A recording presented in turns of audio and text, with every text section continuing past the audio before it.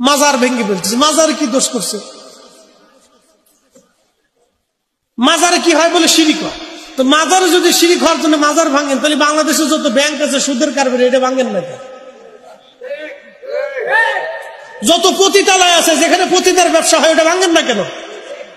ঠিক আসতে কোন জোরে বলেন, এটা ভাঙেন।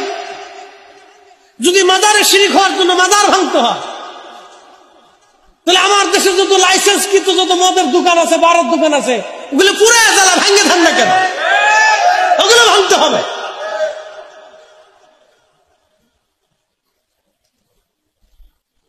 মাজারের দোষ করে দিচ্ছে। কোথাও কোন মাজারে যদি শিরিক বেদাত সুস্পষ্ট ভাবে হয়, এটা আমরাও জানি।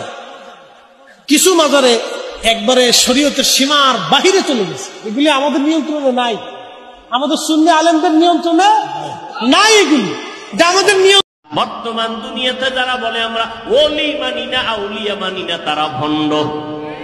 তারা কি ভণ্ড? এদের মতো ভণ্ড জমিনে আর কেউ নাই। এরা বুখারী শরীফ মানে না, কোরআন শরীফও মানে না।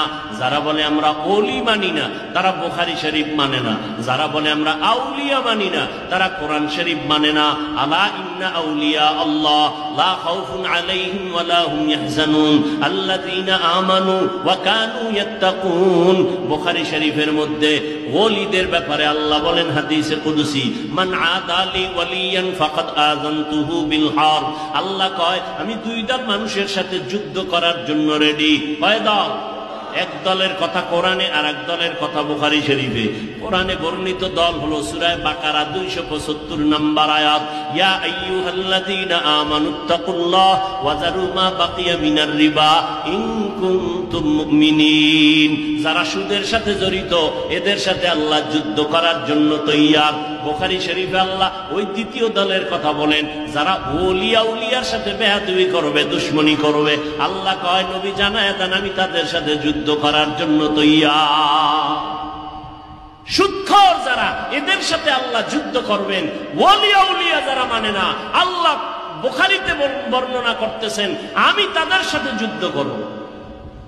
এই জন্য বললাম যারা ওলিয়া মন্দির পাহারা দিচ্ছে আর আল্লাহর ওলিদের মাজার ভাঙতেছে, কেমন জঘন্যতম কাজ, কেমন জঘন্যতম কাজ।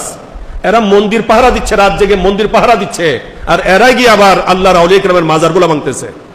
এটা কি একজন মুসলমানের কাজ, না এটা কোনো আলেমের কাজ? আল্লাহ পাক এই সমস্ত আলেমের শয়তানি থেকে আমাদেরকে হেফাজত করুক। এরা আল্লাহর ওলির মাজারকে ভাঙতে চায়। তাহিরে আবারও ব্রাহ্মণবাড়িয়া জমিন থেকে বলতে চাই, আল্লাহর ওলির মাজারকে পাহারা দিয়ে রাখার জন্য লক্ষ লক্ষ কোটি কোটি ওলি আল্লাহর প্রেমিক এখনো চিন্তা রয়েছে। ঠিক কিনা বলো?